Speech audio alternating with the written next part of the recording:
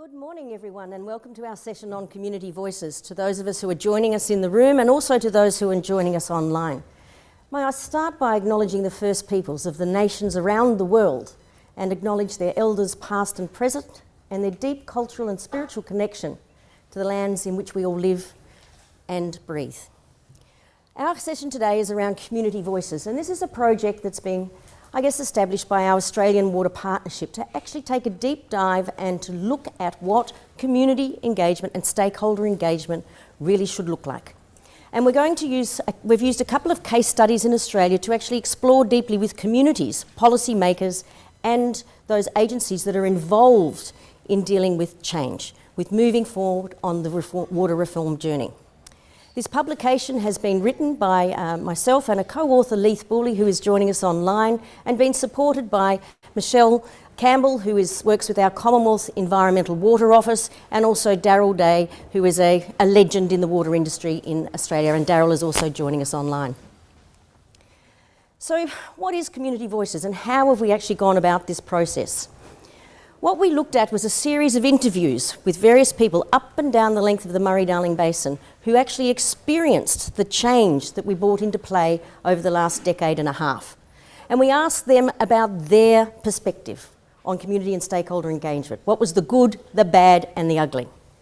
And may I say that this publication is a partner publication to our Indigenous Voices document that is being written by our Indigenous Brad Modbridge. I'd recognise Brad from Australia, is a really important document. And that document actually explores the 60,000 years of Indigenous management of land and water in Australia.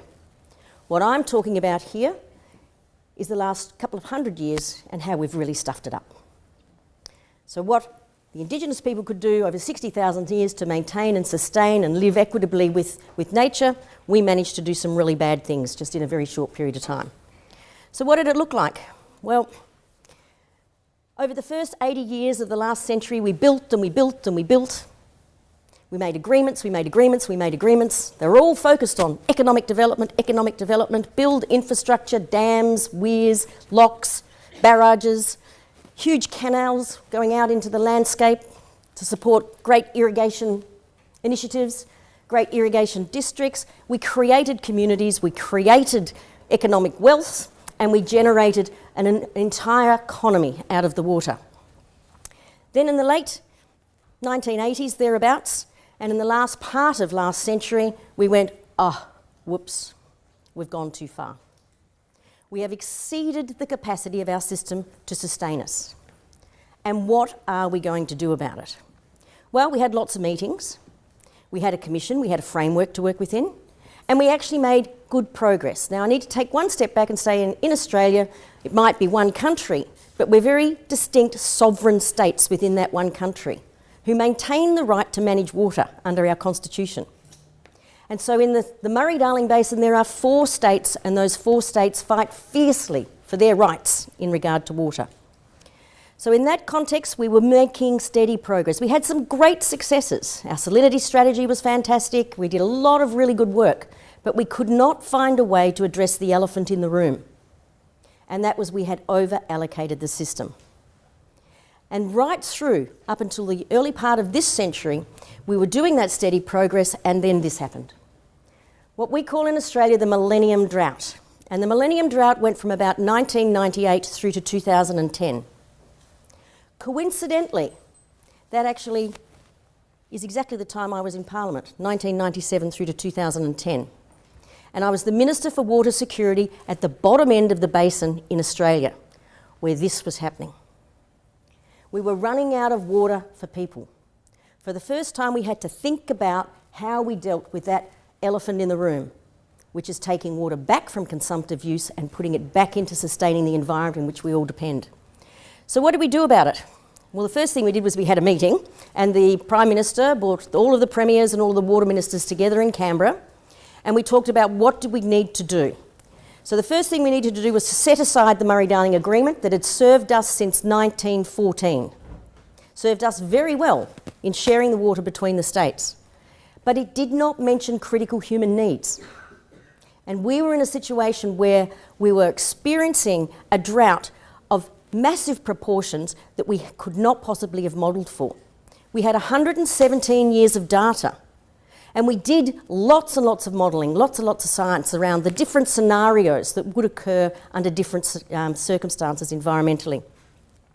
What we didn't expect is that the millennium drought would give us circumstances that were 50% less than the worst case scenario we had modelled. All of a sudden, everything we knew about science and everything we knew about the system and everything we knew from history was no longer relevant in making decisions going forward. So at this meeting in the Basin Plan, we asked our National Research Institute, the CSIRO, to do a sustainable yields research project. But we didn't say, we'll wait until that's done to act. We said, you go and do that because we're going to need that information. We're actually really going to have to understand in basin by basin by basin what's the sustainable yield that we need to keep in the system to actually drive and enable our economy and our communities to thrive. We also established a dry inflow contingency planning framework where we divvied up every drop of water that fell from the sky and ran into the rivers as rainwater, and setting aside the Murray-Darling Basin Authority. Our federal government put a big bucket of money on the table.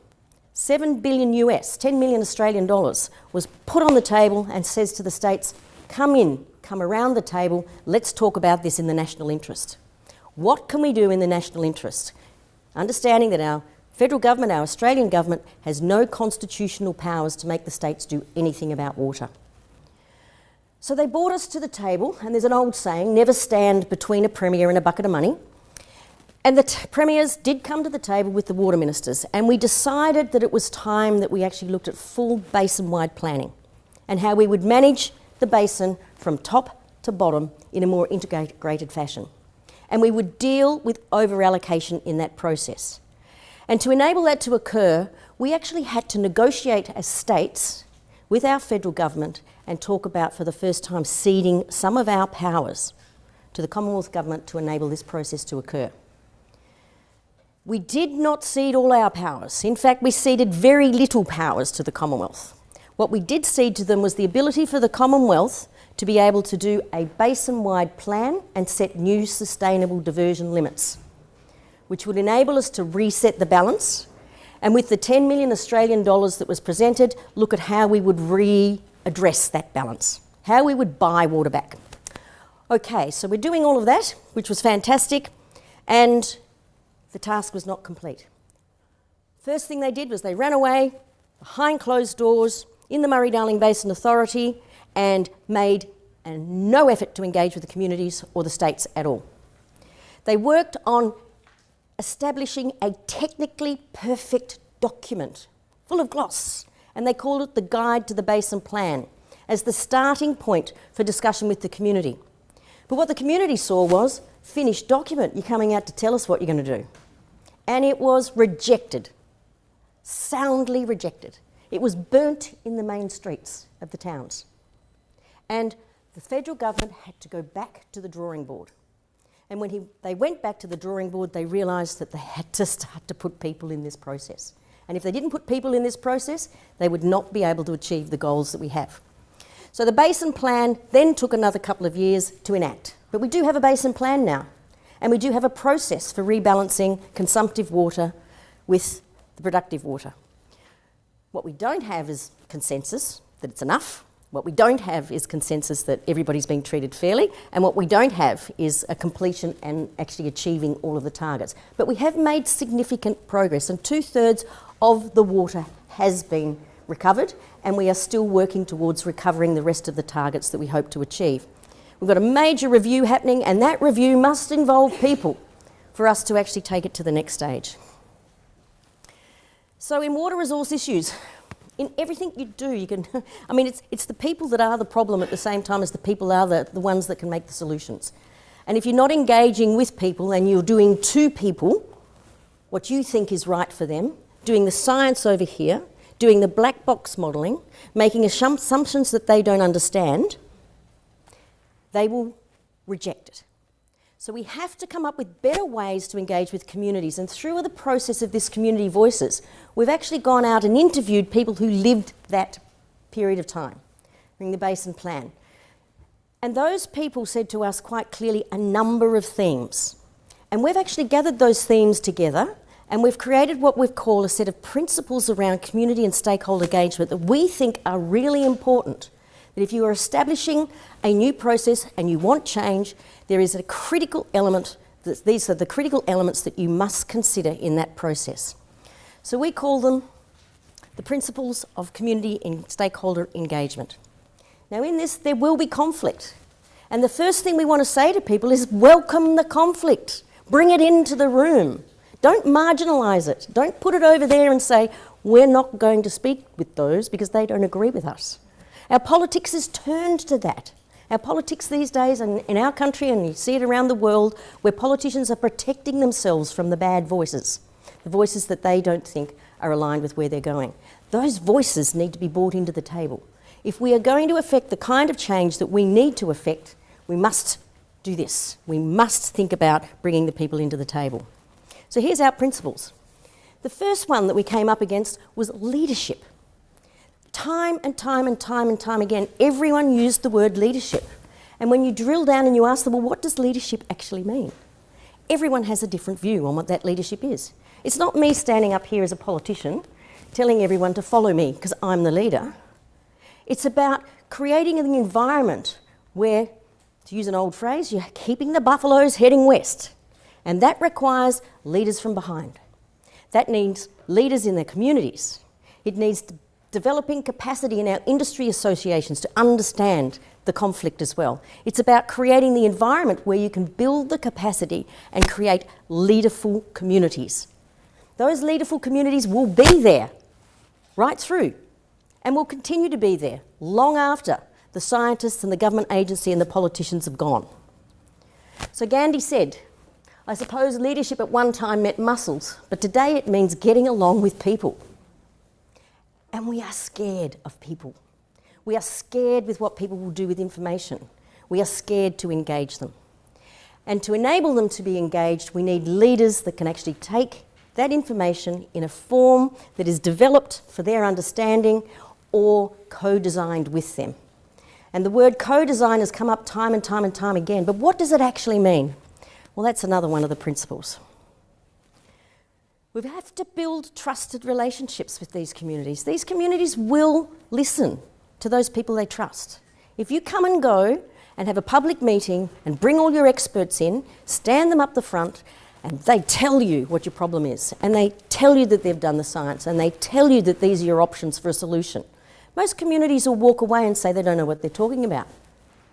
They haven't lived here. They're not living this. They come from the big smoke. And we need to actually change that, and we need to find ways in which our scientists can become part of our communities of interest and embed themselves in the citizens' science type of approach. So engaging citizens to actually say, how do we do this better? The third one is clarity of purpose. Understand why you're doing it, what for, who has what responsibilities, and most importantly, what are the non-negotiables? You need to actually design a process of engagement that says, we're looking at this space and we need to move things forward in this space, but we also need to understand that this part of it can't change. So we'll leave that over here for the moment and let's have clarity of purpose on working on this bit. We might change that later, but at the moment we have to do this. So have clarity of purpose. Have an understanding of how the framework of engagement is going to work.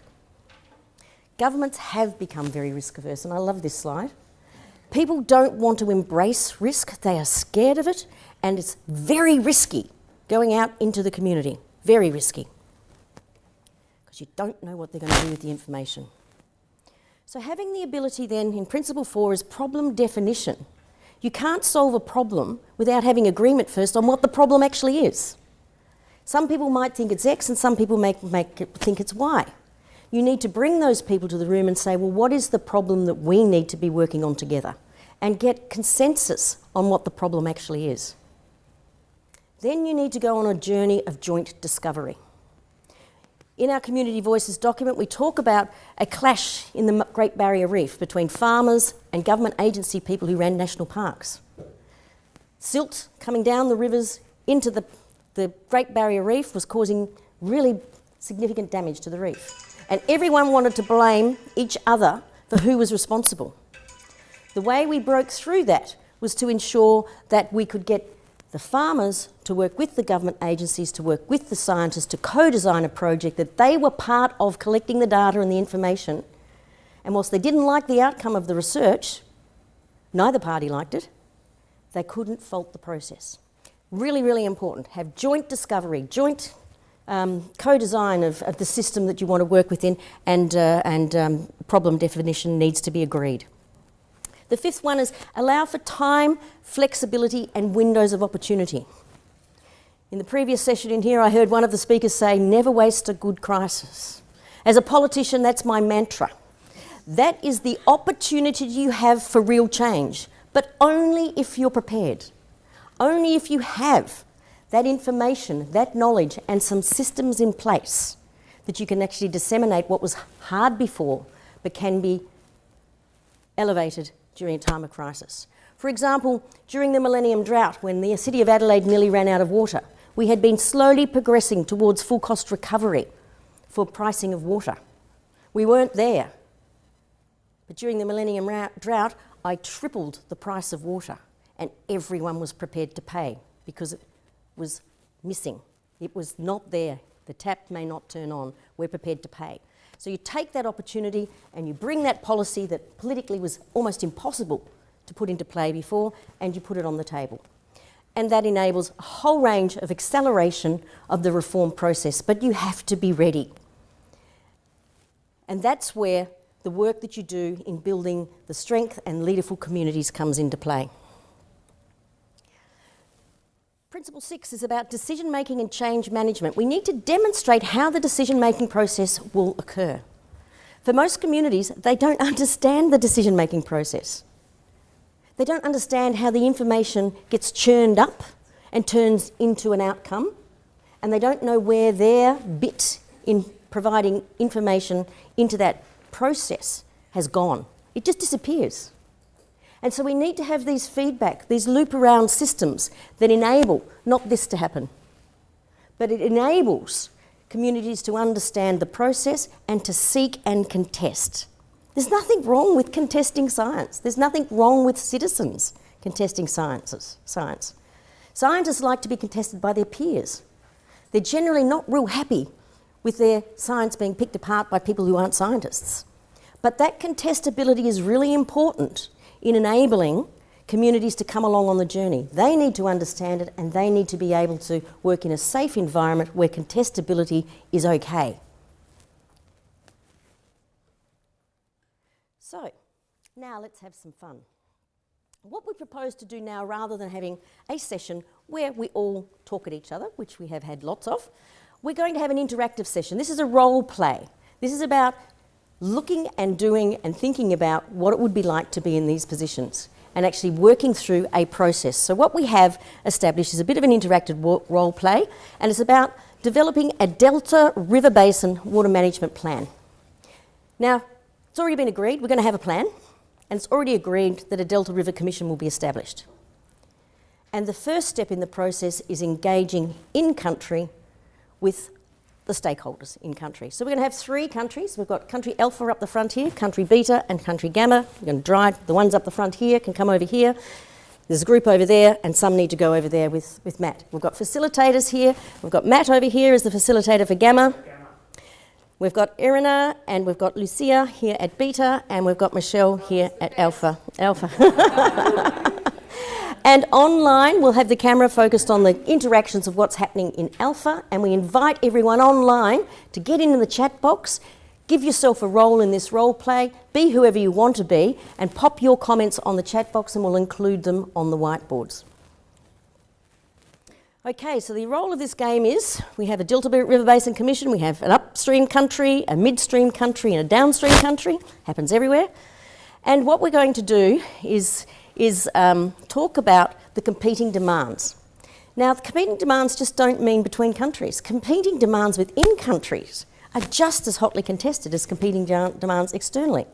And there are competing demands not just between community and agencies and the government, there are competing demands within governments. So we've got some little cards that we're going to hand out to you, and we're going to give you a role to play in this. Some of you will be policymakers, maybe in the mining sector, maybe in the ag sector. Some of you will be water policy makers. Some of you will be farmers, some of you will be irrigators, some of you will be fishers, some of you will be Indigenous voices, and we're going to have a conversation about what's important to you in the first discussion in your country in this River Delta Basin Management Plan. What would you like to see? And how do you want to be engaged? How do you want to be involved in the process from the perspective of the cards you're about to be given? Okay, so here's an example, country beta, 5 policymakers. The water policymaker will be the policymaker that comes to the Delta River Commission at the end of this. So we have 3 stages. First stage, in-country. Second stage, in-country policymakers get together and talk about what they've just heard from their stakeholders, and then we'll bring the water policy members up here and we'll have a conversation about how the steps we're going to take to actually develop a basin management plan. So there's the 3 levels of negotiation. There are some handouts around too that you can actually refer to if you need to, but the first one's going to be in-country policymakers, and there are certain issues that each country has, some of the farmers, some of the business people.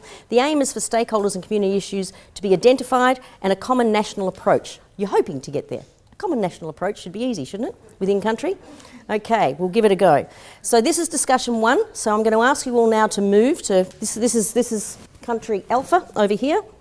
Country beta, you've already got a nice little cluster there. Can I ask a few of you to move over here to Matt's group? And you might go over to Matt's group, I think, John. Yep, turn around. Yep.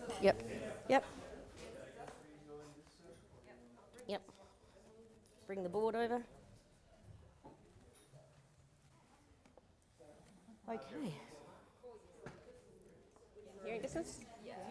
So, who would like to? Yep. Okay. There you are. Thank you. There you are. Which country are we now? There you are. Alpha. There you go. There you go. Here you go. And you too. Come. Are you reporting? So you've got one. This is my last session. There you go. Do you want to join? We need you. We need you. Run around. No. You join. We need you. Fine. Come here. Right. Should we? Or would you have another preference? That's okay. Okay.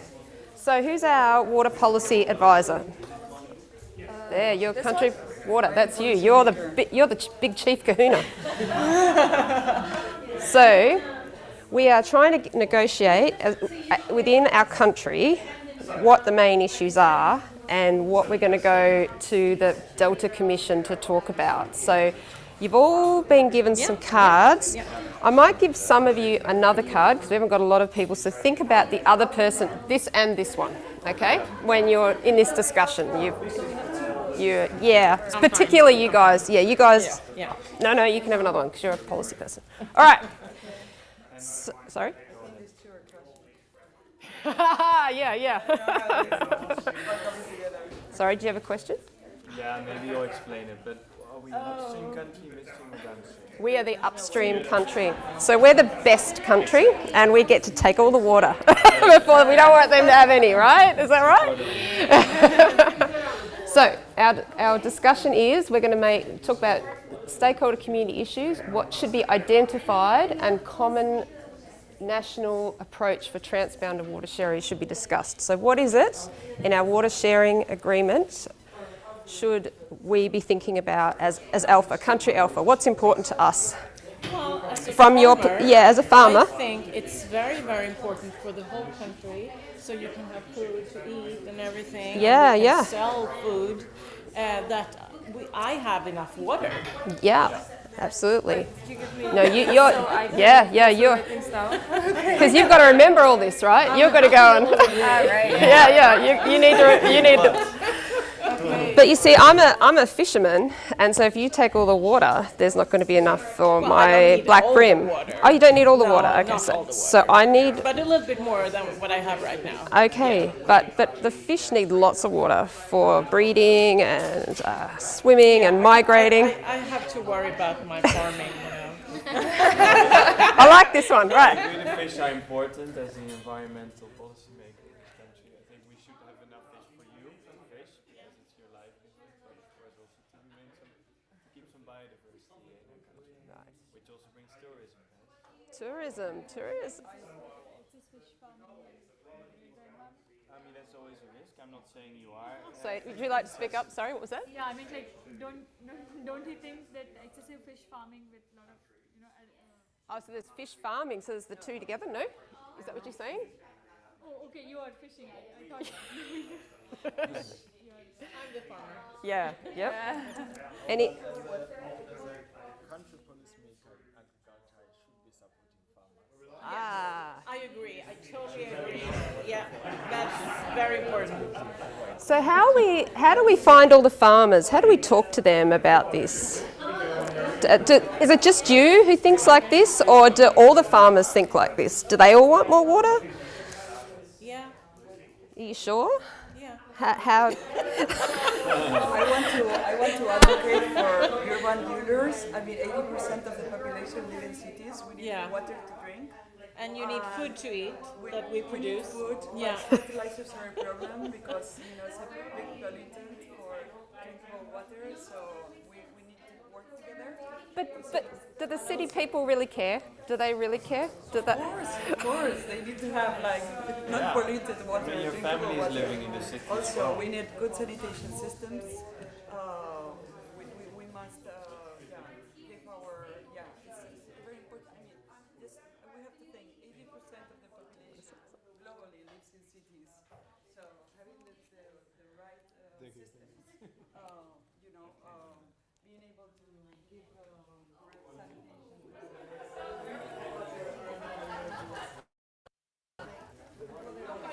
We also have the other agenda, which is advocating for mining. This is very different.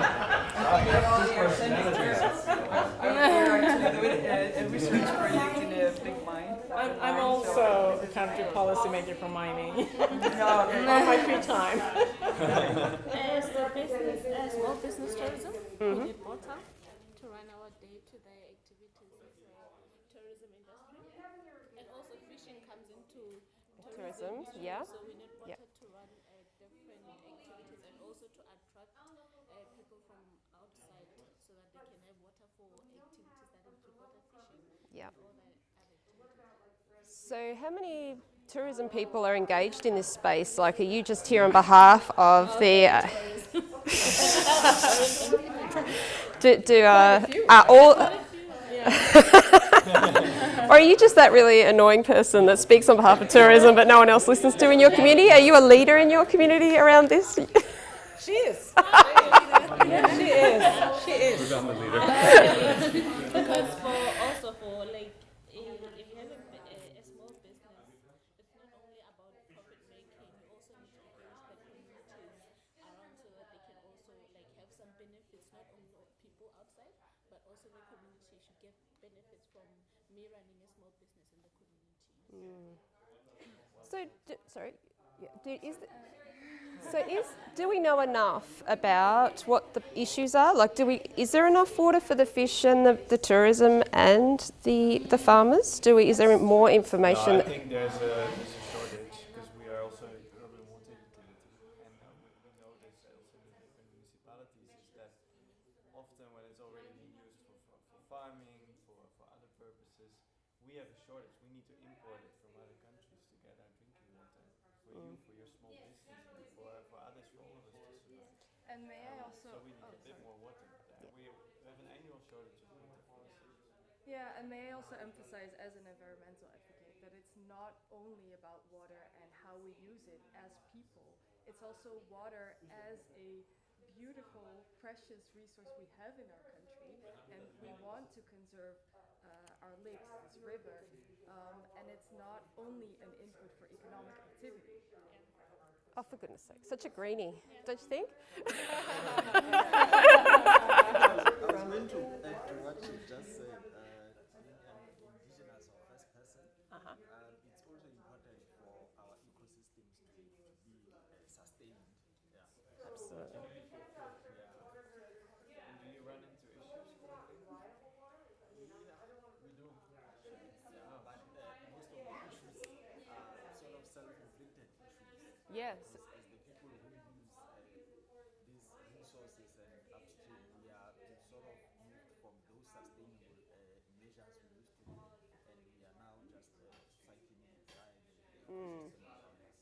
And that also impacts the city because then we are the primary users. You guys are way too agreeable. Well, I think as a farmer, I think I need more water than I have today. And I think the farmers should, you're all dependent on what we do. So I think we should have the right to have more water, actually. As an irrigator, I can say something about that. I would take my role as who is supplying the water to all the farmers and who is distributing water around. Yeah. I would say there is, inside the country, there is a need for efficient water management. So we don't fight between the farming and other communities for water. But- Also because it's an upstream country, like river is flowing to us, and what's wrong is taking more water. Yeah, but our water policy officer here has to go to the Delta Commission soon, and she has to give up some water. How are we going to give that up? How are we going to?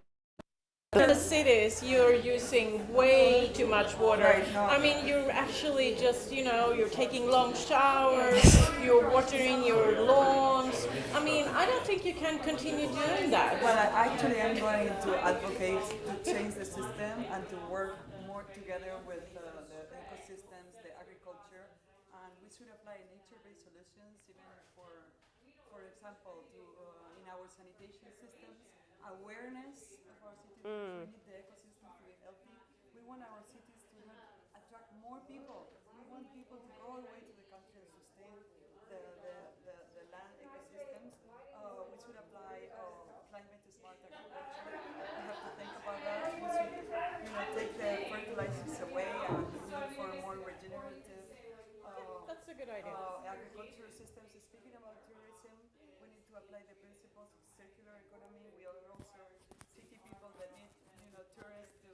I mean, economy is important for people also.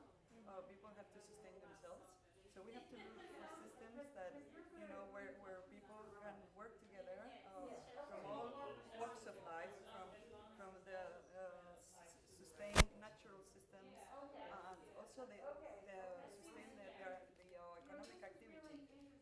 It may be the fisheries, the agriculture, the industries, and so forth. But definitely, the principles of nature-based solutions. I agree. I totally agree.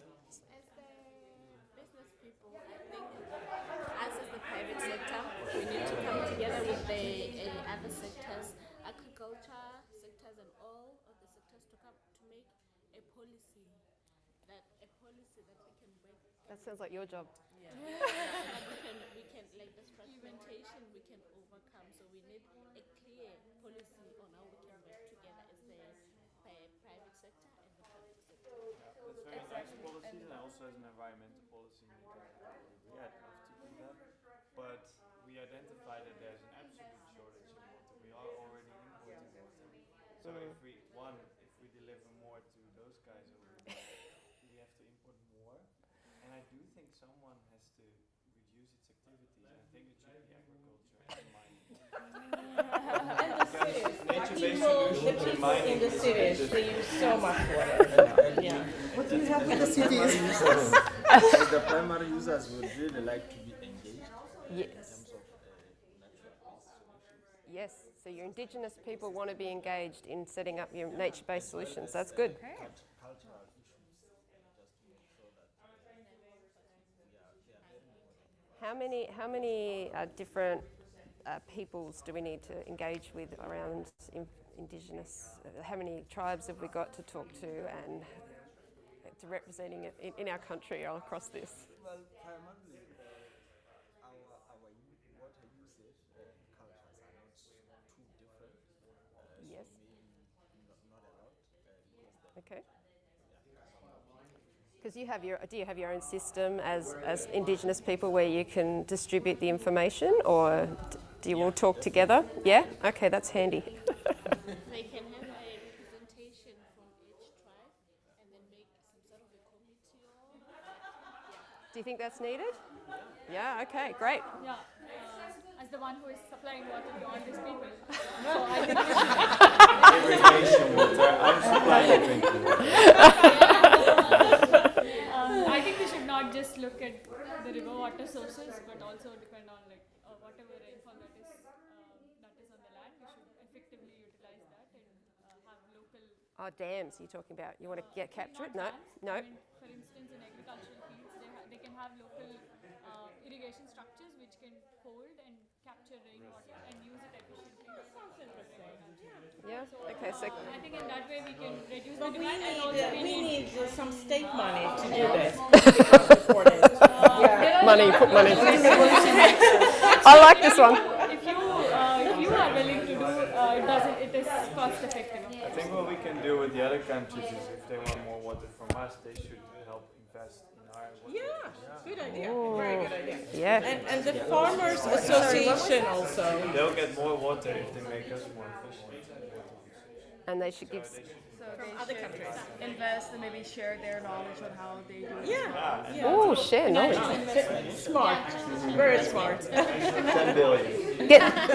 Get them to do the science, and then we can use the information. Maybe. Very good. Very, very good. Maybe the Netherlands. I know they're very sort of interested. Yeah, I think we should get the Netherlands. Oh, the Netherlands. Okay. I'm not sure they're in our basin. I'm going to, for my position, IT Delft in the institute, I'm going to advocate that some of that investment and aligning with UNESCO goes to capacity development. Sometimes the infrastructures are built and there's not enough capacities to make the right decisions. For example, for policy Very, very interesting. Very good. that normally seem to be outside. Oh, you got a job now. You're a policy maker also. Come sit.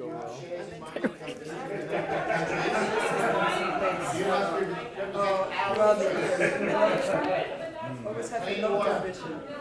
Something that maybe is sometimes missing in the political decision-making processes. That we look at, the long-term, the long-term consequences of those decisions that are made.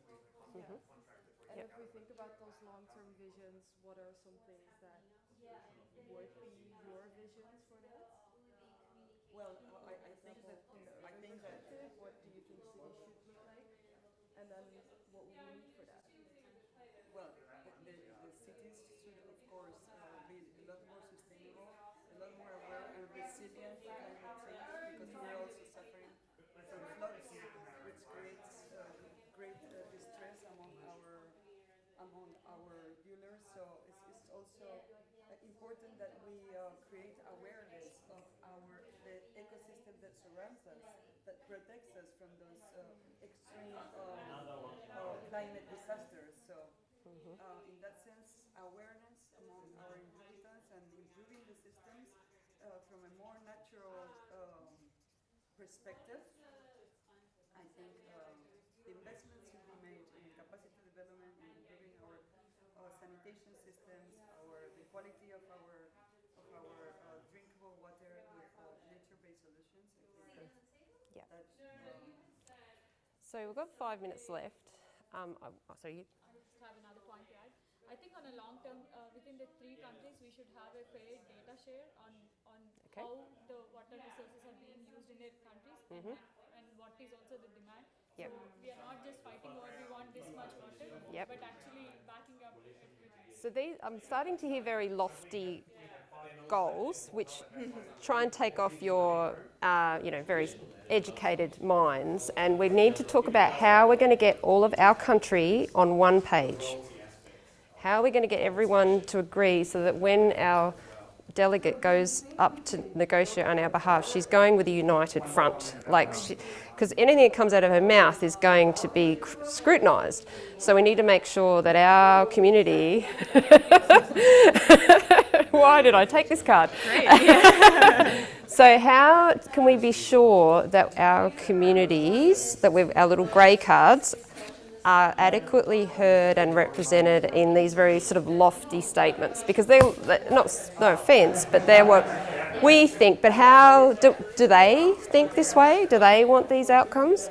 Especially when there's these competing demands. What I think that what is going to happen with the other countries is that they are going to demand that we are not sharing enough water, that we're building dams so that is limiting their water supply, that they are also getting polluted waters from us.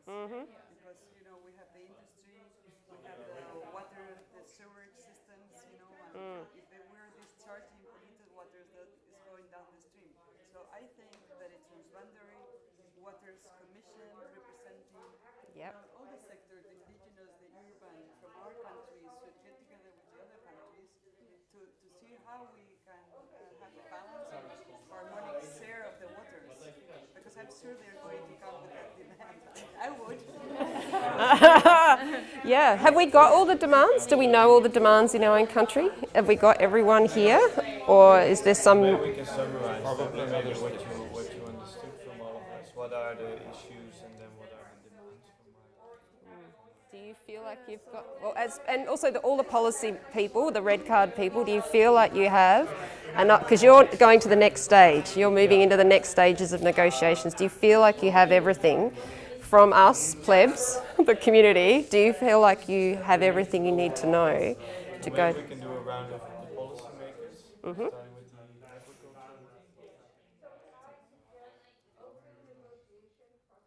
I think representing the interest of the farmers. Yeah, we've got the farmer here. This is our new farmer. Economically, it's very critical to ensure that our farmers have enough water for irrigation.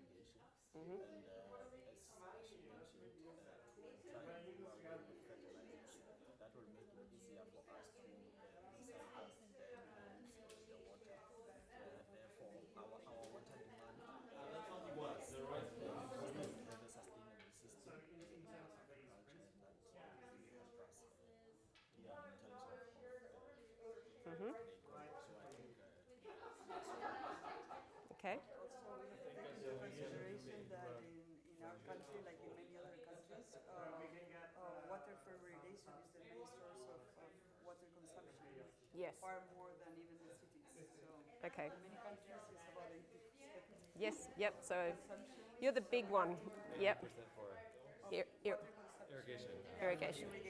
Yep. I know about our country, but other countries, Which role are you speaking from? I'm speaking from the urban perspective and seeing how we can balance of course we need the food, but we need to balance the agricultural, irrigation, water consumption, and we're looking at alternative crops, the pulses or other crops that are very nutritious, but we have to rethink agriculture as well. So environment policy, maybe two things. I think we need to increase water for biodiversity, and we need to increase participation from the indigenous communities. Is that the only people you need to involve participation from? Those are the only two on my radar, yes. Okay, yeah. I don't hear any Okay. Okay, everyone. Time is up for your community and stakeholder engagement. Can we wind up our conversations?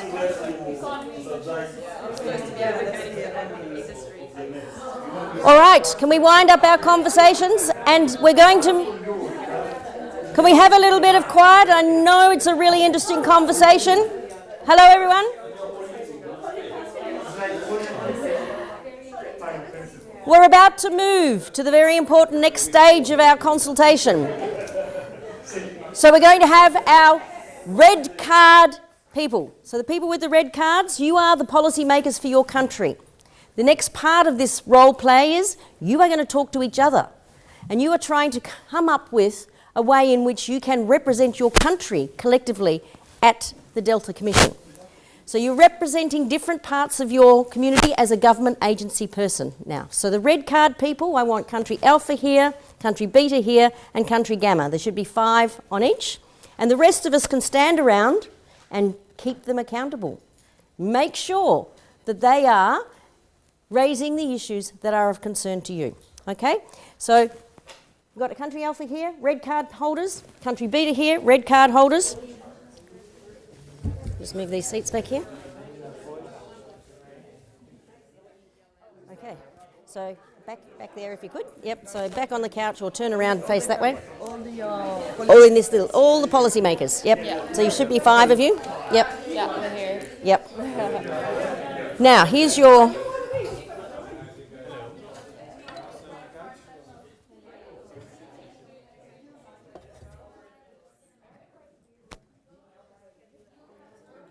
Okay, policymakers for beta are here. Sorry? Alpha, beta, gamma. Yep. Gamma, over that way. Yep.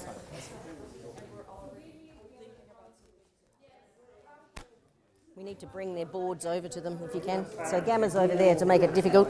Yep, sorry. We'll just take the paper. Red cards. Which country are you? Country beta? Yeah, we're beta. Beta, yeah. Mm-hmm. Beta. Depends where you're from. There you go. That's right. So do we have... Everybody's wearing This is the Women in Water Diplomacy Network. Yep. Okay. It's, yes, amazing. Everybody's wearing it. Yeah. Oh, there's no unpick. Yeah, you can take that one.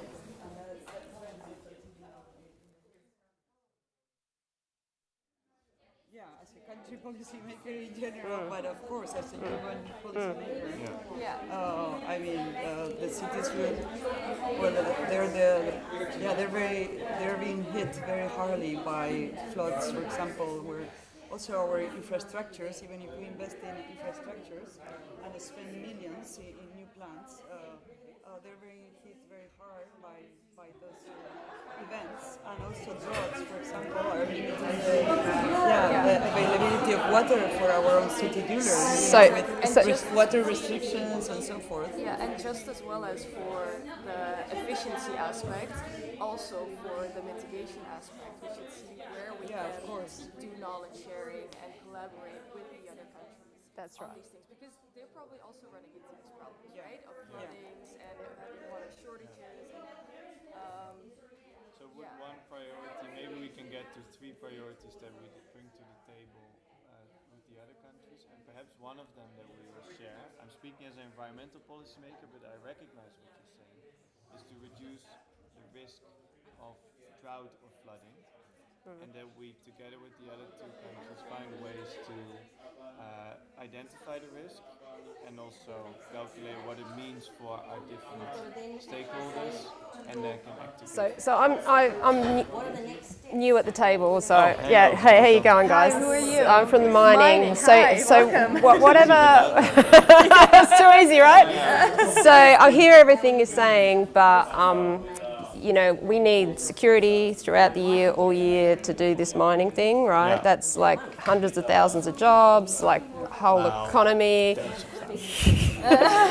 But so you can do what you like with your water, but we're going to need that security all year round, like, and so we've got major donors and whatever. I think that would also be on us as agriculture to maybe change some of our farming ways, just to make sure that during floods also we can keep more water upstream, and that would be sustainable. That's good. I like that. We could build something to hold it so that we got certainty. The runoff in the cities then can move to downstream, but for us, just to make sure that we have enough water for long. You need to speak up, guys, because this is a public forum, so everyone can hear discussions. I have a low voice. That's okay. So you're saying you want a way to capture the water upstream and hold it so that there's certainty through those for irrigation. Yep. Okay. That's fine. Water capturing systems. I'm fully aligned on keeping the water upstream. It's great, but let's find a proper way to do that that doesn't kill the fish and the trees. So let's think of other ways to keep that water. Perhaps just more forest and water that is kept in the soil itself, rather than building this big concrete dam. We are talking naturally. Yeah. So keeping more water is a priority, I think, for all of us. Right. Okay, I'm thinking also and about like perhaps the can we also mining. think about how do we negotiate this with the other countries? Because I don't think they'll agree. Keeping more water with us naturally, subsurface flow, will also reduce the risk of more pollution. So by the time it gets downstream, it's less polluted. You won't be getting a lot of polluted. And less So we flooding. keep it and we clean it, basically. So cunning. No, and they've had maybe I think 3 floodings in the past 3 years, and we can control those floodings. We can reduce the risk of flooding in their countries. Great idea. Okay, yeah. It's a service they should. So pay how are the us. communities, the local people, leaders up in those catchments going to feel about having wet feet every year? Like, is that going to get soggy? Is that going to get, The local people in our country. Yeah. How are our people going to feel about that? Yeah, no, so we should, I mean, as an environmental policy maker, also representing the local people and the indigenous people. It's a very important point. I'm happy you're so broad-minded. As a mining I'm policy part maker. facilitator, part mining. Yeah. And we should, of course, not just build a dam or a flooding area where people are living, or we should at least involve them in the process from the start and compensate them or find the right area where there's the biggest output.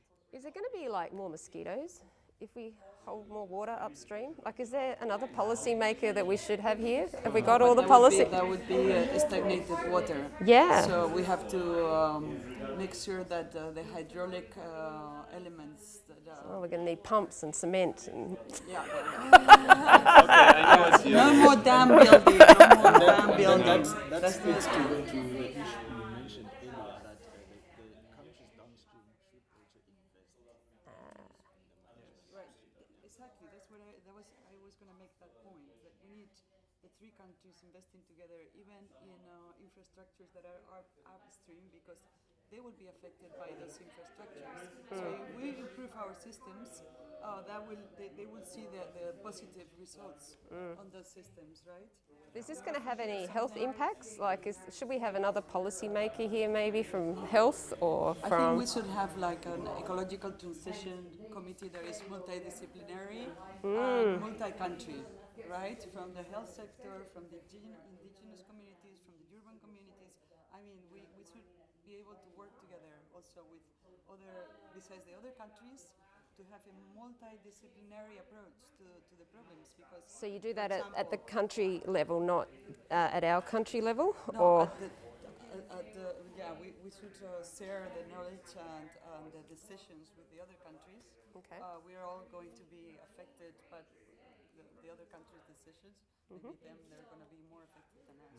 But they also hold the responsibility of keeping natural ecosystems that at the later stage that will mean that climate change disaster risk will diminish in our country if they're able to also keep their natural ecosystems more healthy. We will benefit also from that. So at the end of the day, it's a trade-off, right? So everything's going to look a bit different, right? If we're talking about some dams and holding water in these unique ways, like is there more science or some citizens that need to be involved in that? Like, how are we going to, like, their world's going to change a bit, right? How are we going to keep them on this journey to putting all this concrete somewhere? Those are the stakeholders. Well, our country members, our voters, the people who are voting for our politicians, how are we going to keep them on this journey that we're cooking up here? We should have a clear portal where they can see the problems that we're talking about, that they define, that we just defined all of them. We should put them there first, and then we should provide the data. I heard the data earlier as well on substantiating the problem statement. And just a timeline. People love timelines. Timeline, a sexy timeline. That's great. You're good at this. And going further on that, I believe, for example, in the Boulder sort of methodology, that you involve the citizens to identify the problems, not only the solutions, not to give them what the problem is and tell them what the problem is. But we because worked out the problem. They are living the problem each day. We've already worked out the problem, haven't we? I said it's what we discussed with them prior to our discussion right here, right? So, and then we can make that visual in that portal, and maybe even have a little section where they can give input, right? Like, oh, this is not how we meant it, or this should be added, or I don't know, like a comment section or something. And it was mentioned earlier that we could have a committee with A committee, with these groups so that we have regular interaction with that, just to make sure that we are still communicating the right messages when we get to policy. I think there was a committee Sorry, with all the. That's okay. I can't hear everything if I'm writing. A committee with all the stakeholder groups. Yeah. And National based. national. Right, with a representative from each. These guys, see how they're leaning in? They want to be involved. They're like, tell us what's happening. Tell us what's happening. One of them's the media, and like they're like going to go away and write a story in a minute about what you just said. One way of, for me, for example, well, from the science point of view, of engaging communities is through citizen science, when the citizens can actually participate in collecting data, okay, on rainfall or whatever, you know. For example, swimmers, they take a picture every day on what they see when they're swimming in the sea and how many species, and then you can see the trends. So that's also a way of involving people. I'm not sure that data's going to cut it for me. I'm just not sure that citizen science. I don't know if I feel comfortable with that data. Like It should all be verified, of course. It should all be verified? By the Scientist Council, which is part of this committee of representatives. Okay. But still, you can give input. It should be How long all this is going to take? Oh, look at the Timeline, that's good. Mining, besides using a huge amount of, but of course we need the minerals, but besides using a huge amount of water, you know, should have a policy, and that should be the mining industry invested in that. Pointing at me. Zero discharge of hazardous chemicals. That's the first thing, you know, and then So who's going to pay for that? what to do with the solid waste? Well, the mining. I mean, you are in the stock exchange, for God's sake. What I think might also be important to involve our stakeholders within our country is to also be transparent about the whole process of our negotiation with the other countries. Because right now we're discussing it on our national basis, right? But at some point we're gonna probably have to make concessions and have some wins here and there. But to be transparent in that whole process and also how their needs are met, or we try to meet them in that whole process. So that's the objective, of course, but how could we maybe do that? Well, we need water all year round. Portal as well, in the timeline. Sorry? We need water all year round. But as well as with regular meetings with the committee. Yeah, okay, so Oh, that but- can be part of the meeting with committees, it can be part of the portal. Exactly. Yeah. So maybe just summarizing a little, or could you summarize, Pauline, on what were the issues now that we'll bring to the table? And then I think the second question was, how will we bring them to this international table? Yeah. Policy of negotiation. Yeah, and we need a And with community. issues, you mean what the issues in our country What's are? our position? Yeah. Yeah, so our position.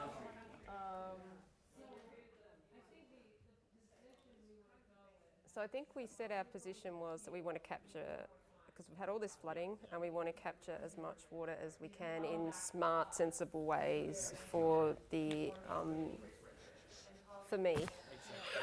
One, and two, the systems that the services we provide to our downstream neighbors will make them partake in the financing. I think we need a. It sounds beautiful. Yeah, we need a community engagement and awareness and engagement go hand by hand, right? So I would say. okay, so this is like our position, right? Our position, Why would yeah. this be beneficial for them? So that's Or the why would second they want thing. to? Yeah, so we have our position. Yeah, It's beneficial for them because less floodings and cleaner And also, I think that, more sharing of our transboundary waters. and we also have, We need a transboundary water committee, that committee of representatives. yeah, the And is committee. this the main thing we want, or is it? But I think we can negotiate everything else through the transboundary committee of representative members. Sorry, I'd say it again. Transboundary waters. Water policy makers to the front of the room. Don't be shy. The meeting's about to start.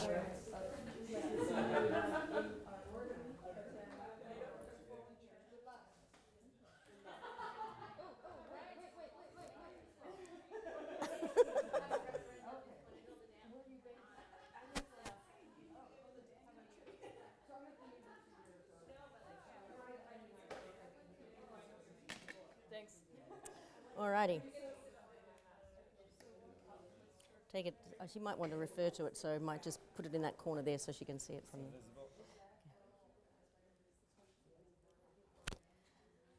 there. Okay, the Delta River Commission meeting is about to commence. Can I have our policy makers? Alpha, Beta, Alpha, Oh, yeah? Beta, Gamma. Sorry? Water policy. Do we have a water policy maker?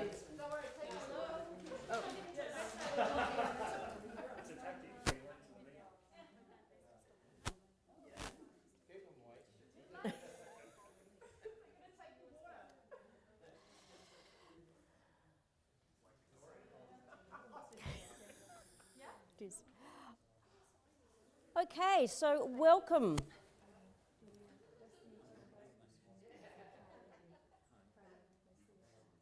And nice to meet you. I'm Carleen. I'm the chair of the commission. Thank you. And hello, you. Nice to meet you. Nice to meet you also. Nice to meet you, Robert. Well, we've established a relationship. We've met each other, and today we're here to actually have the first meeting of the River Basin, the Delta River Basin Commission.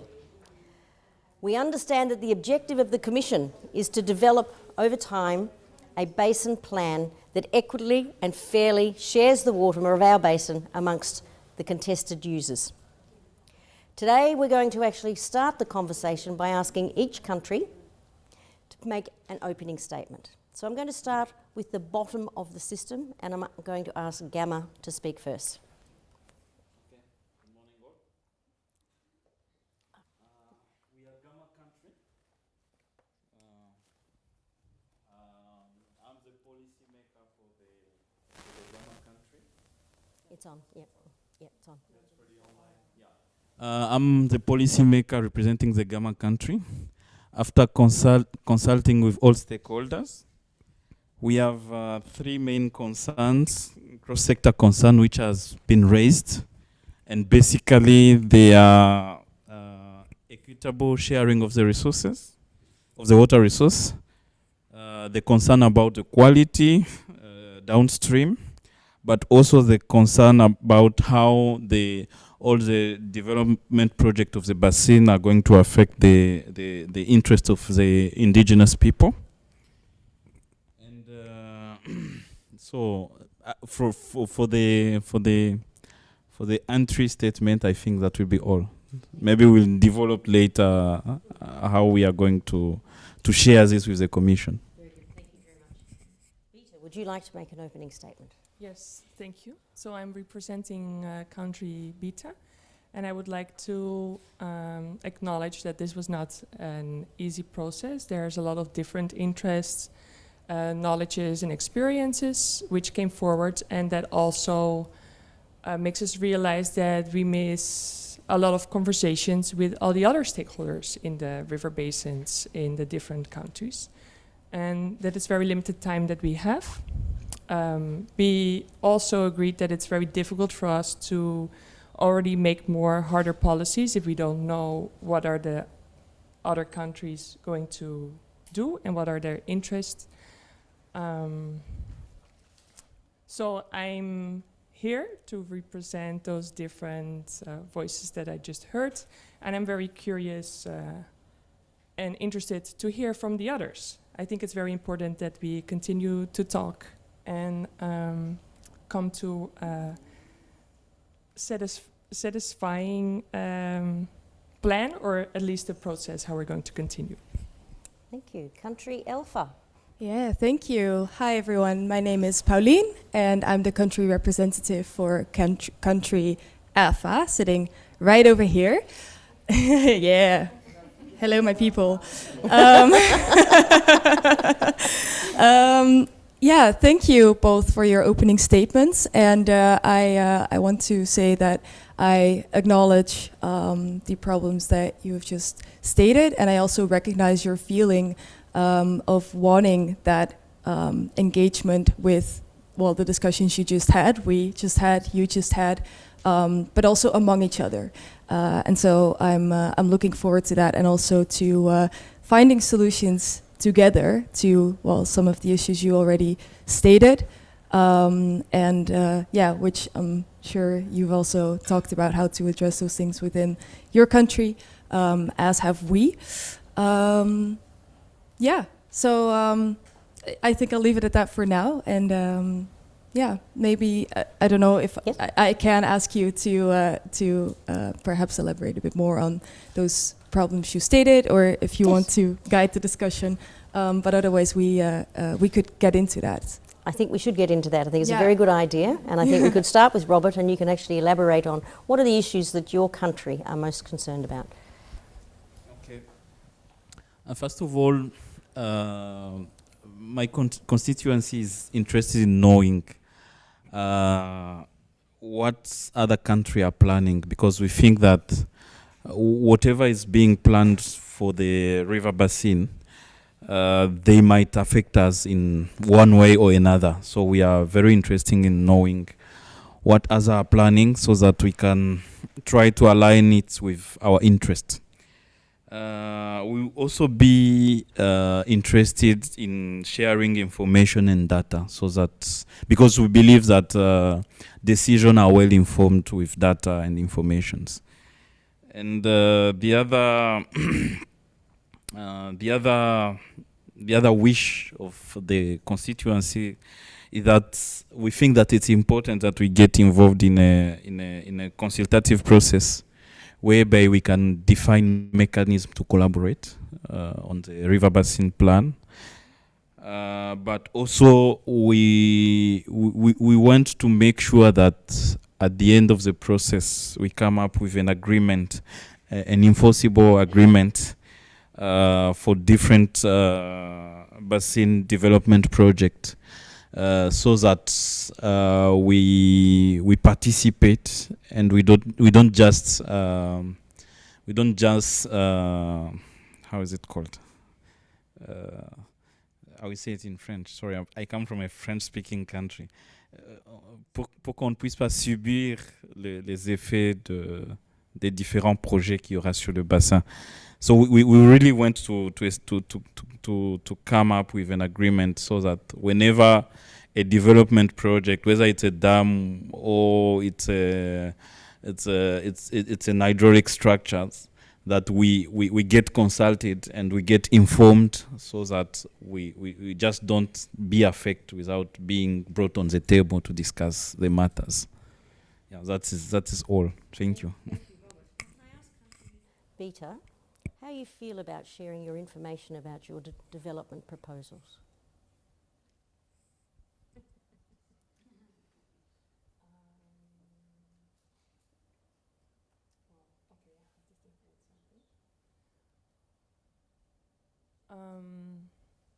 I think we also agreed upon that within our own country, that building trust takes time.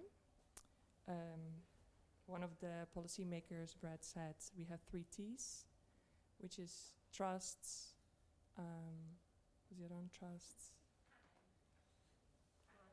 time, and T.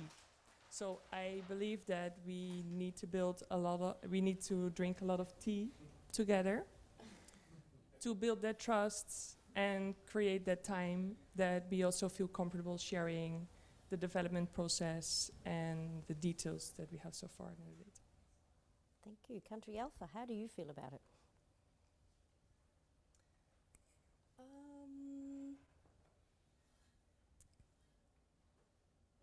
I see and recognize your need for building a relationship with trust. over a cup of tea is always nice, of course, together. What I will already say, though, is that our country, as your countries probably, are facing several big issues. We experience a lot of flooding. Our cities are flooding. We need a lot of water for our agricultural systems. And we're trying to find ways to reduce that water footprint, but also the water risk in our countries. And that's important, and we are trying to find solutions to those issues in our country. But we also realize that we cannot do it alone, which is why it's good that we're here together right now. Yeah. So that's what I do want to share about that. Do you have any questions of Robert? The country, do you have any questions for Robert?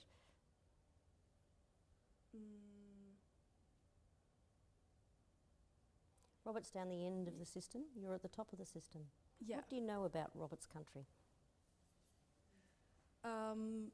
Not a whole lot. No, I have to be honest. So it's good that we're here together. But what are the main issues you are facing in your country, and what do you expect or want from us as an upstream country, or even from country Beta? Well, my country is, as I said it before, it's a country which relies more on the water. Our development is dependent of the quality and the quantity of resources, and as we are downstream, we are very interested in being consulted and involved in whatever development project on the river basin which is planned. Simply because we think that being a country which rely on the water resources, it's important for us to be informed of what is going on, so that we can plan better and support our people in different sectors, whether it's agriculture or mining, making sure that they get enough resource to process their raw materials, or to grow crops and all that stuff. So country Beta, tell me, how do you think, we've heard the word trust numerous times, how do you think you're going to build trust between your upstream and your downstream country neighbours? Well, I'm already learning many things by listening to you, and I definitely believe that we need to continue doing that and understanding the issues that you face, and also the contributions that you make to our country, because it's a country, although we are separate counties. So, and for that, I don't have the answer, but I would, what we discuss and what's very important, we think as policymakers, based on the information we got from our citizens, is that we would like to think about a collaborative process. How do we want to continue engaging with each other and sharing the problems and the solutions that we see? Okay. That's a really interesting next step that I think we need to explore a little bit further. The collaborative processes that are going to be necessary to ensure that you can build that trust and to create the opportunity for leadership in this area is going to take time. But what's the next step we need to take? What's the next step that you as commissioners believe is the most important step to take along this journey?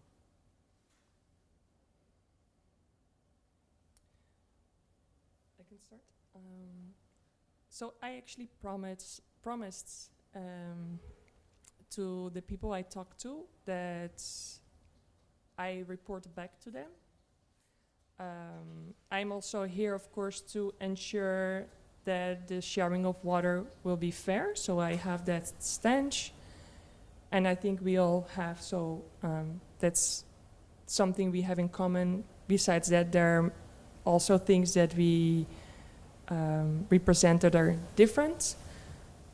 So that's for me one thing that I want to be able to continue to reflect and report back to the people in my county. That's one thing that I can say. I don't know if you have been talking about this process and the needs of the people that you're representing. I would like to hear from you about that. Yeah, if I can say something about that, please. So what we have discussed, or what we were working on also for within our country, and maybe that can also form a basis for our country collaboration, is to have a process where we involve our stakeholders within the country. And one of those things would involve sharing of knowledge, of plans, sharing a timeline, but also being involved in data gathering on water quality and availability. And we, within our country, have a committee set up of different representatives. And I think that would be something good to also have amongst our countries. So perhaps our representatives from different sectors and different water uses, so to say, can also get together, so that it's not only us as country representatives who talk about these plans, but we also hear the voices of those people who it actually impact, and they also speak to each other. How does that sound? Okay, thank you all for what you have said. It seems that we are getting good progress on this discussion, and for us, we are really interested in making sure that this meeting is an opportunity to meet again, and also to probably to create a platform where we can continue this discussion further, while still consulting with my people, and to see how far we can take this initiative, and to build a future together. Thank you.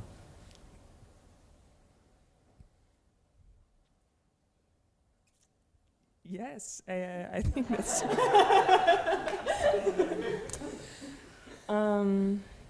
No, I very much appreciate what I just heard, and I definitely think that it would be a good idea to bring the different policymakers together, and then maybe in that step we can also think about, or we do that on a county level. How are we then also going to engage with the people, like with our people, with the citizens that we are representing? Because I think that's also very important to bring it back to that different level, and then as policymakers we can sit around the table to have to bring that knowledge and voices to the decision making or the next steps for the plan. So I think if I now think about and reflect on what you just said, and also what I bring to the table, I would like us to discuss with the policymakers, how do we want to have that decision making process within the county? How can we do that then on a larger level, and discuss with us how do we see that decision-making process on county level, and then on a higher level that feeds into the plan, to understand from each other how do we look at that process, because I had very little time to discuss the details with the people, but I know that it's important. I don't know if that's something for us to, as an action plan, as an action for the next meeting that we will be having, that we understand a bit better how do we want to engage. Thank you. Thank you. Well, the first meeting of the Delta River Basin Commission is coming to a close now, And I think as the chair, I'd just like to summarise what I think I have heard and to get feedback from you as to whether or not I have read the room correctly. So what I'm hearing is that there is goodwill to progress this further, and there is agreement that you need to have a schedule of meetings set out in the future to keep coming back to the table to continue the discussions. What I've also heard is that you're not ready yet in your country to actually know what your in-country priorities are because you have had insufficient time to do that. And you need to set up a process in each of your countries that enables you to better inform and be informed by your communities. That will take time, as it will take time to build the trust within your communities that this process is going to lead to a good outcome across the basin. You've also talked about the process that you might develop to actually understand better the interaction between the countries and the interaction between the policymakers country to country. So whilst you have a process of the water policy makers are here at this meeting, who else needs to be around the table? Second, who else needs to be supporting these conversations, and what sort of a structure do we need to build under that? And I'm hearing very loudly and clearly that you're all very focused on ensuring that the community is involved in these processes and establishing a in-country committee that interacts with an inter-country community committee also to feed into the process. So that's what I've heard. Can you elaborate if I have missed anything, or you think that we have a way to move forward on developing our water sharing, our water management plan? For me, this sounds very complete. Thank you.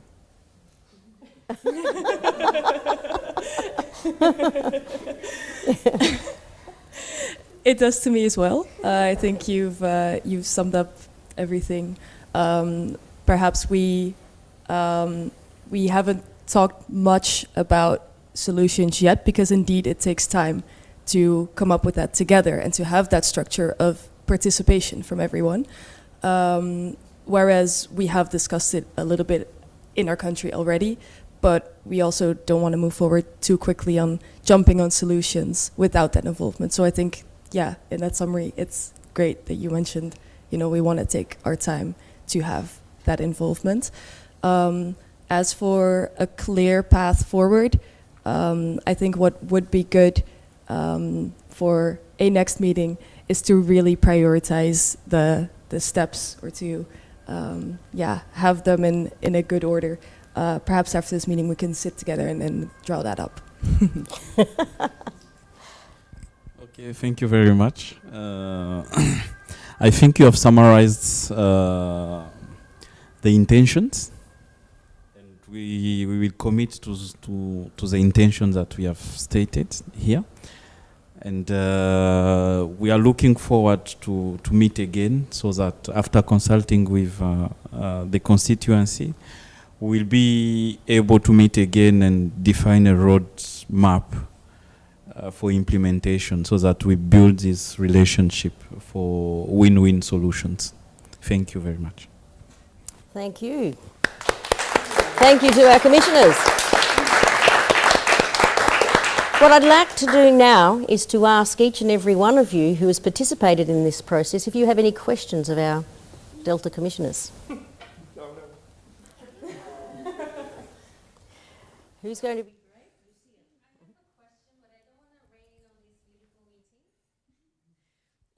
I guess my question for the policymaker of country Beta is, how do you think you will build trust and have a good relationship with country Gamma if within our country the mining policymaker did not want to share data about their discharges and wanted to treat them internally?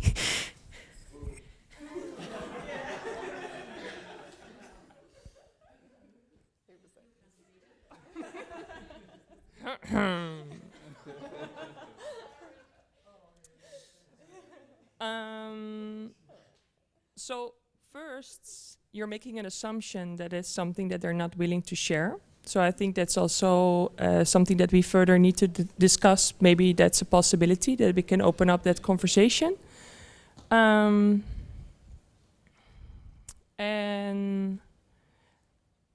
it's important that we continue to have the conversations and respect each other's needs and the experience and the knowledge that they have, because there's also a lot of data in the downstream country that might say something about our activities, and we also need to acknowledge that knowledge that's there. Yeah, so it's very important to first have the discussion in turn to see if that's going to be a problem or not. Yeah. I think we have time for one more question. Two more questions. I just want to know the date of the next meeting and what the agenda is.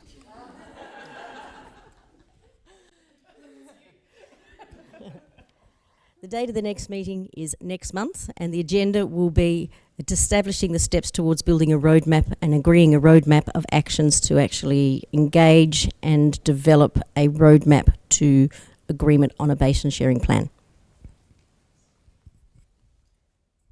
As part of the policy-making committee in Alpha country, and in this relationship of building trust and creating a transboundary water committee shared by the three countries, I was going to ask if Beta and Gamma are willing to invest in our own infrastructures, because we have to transition into a more sustainable system so that the waters going downstream won't be so polluted, and there will be more availability of water in the river basin that is going downstream. But that means that we will have to invest in the systems and the infrastructures to improve that, and therefore we are willing to know if your countries are willing to support our efforts in that investment.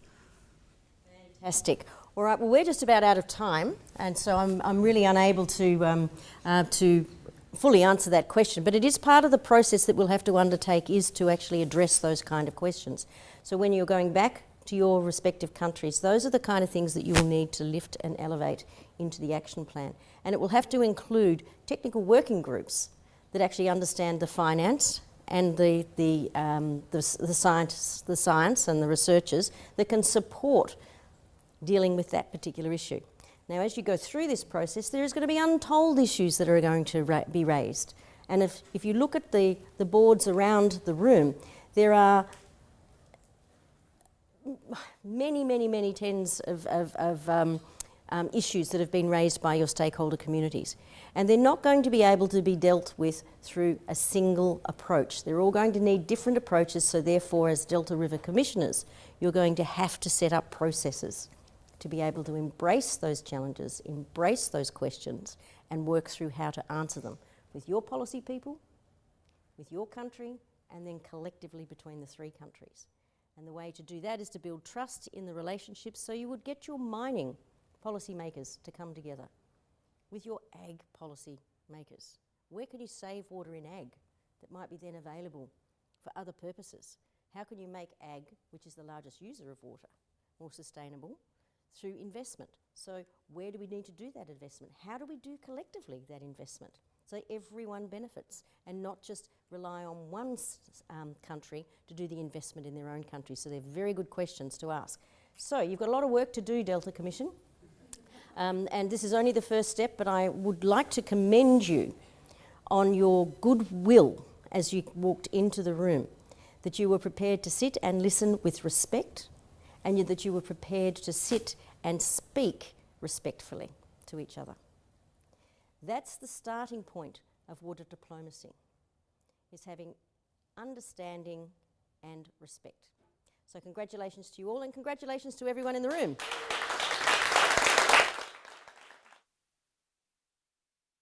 Thank you very much for participating, and I hope you've all walked out of the office today, the Delta River Commission office, thinking that there is hope and there is a way forward, and that community engagement is the critical step in doing that. I'd now like to invite Lucia from the Australian Water Partnership to come forward and to say a few words on behalf of the Australian Water Partnership, who have sponsored this event but also sponsored the development of the Community Voices paper. Thank you very much, Caroline, and thank you, everyone. And sorry, it was role playing. For those of you who do not know the AWP is a Department of Foreign Affairs initiative focused on water resource management. What we want is partnerships. We get requests from needs in water resource management, and we match make with Australian expertise from 230 Australian experts, such as Caroline, Michelle, Brad, who's over there, and Matt. Sorry, Matt, hi. So what we heard today is not a roadmap, even though the Delta Water Commission will follow a roadmap of their own. What we got today is a compass to guide us in the process of working together. So thank you very much, Caroline, for guiding us in this process. And I think what I'm getting from World Water Week is that we need to collaborate, we need to have that really goodwill, that trust to move forward and achieve our development goals. So thank you very much for participating, and I look forward to getting in touch with you. Thank you.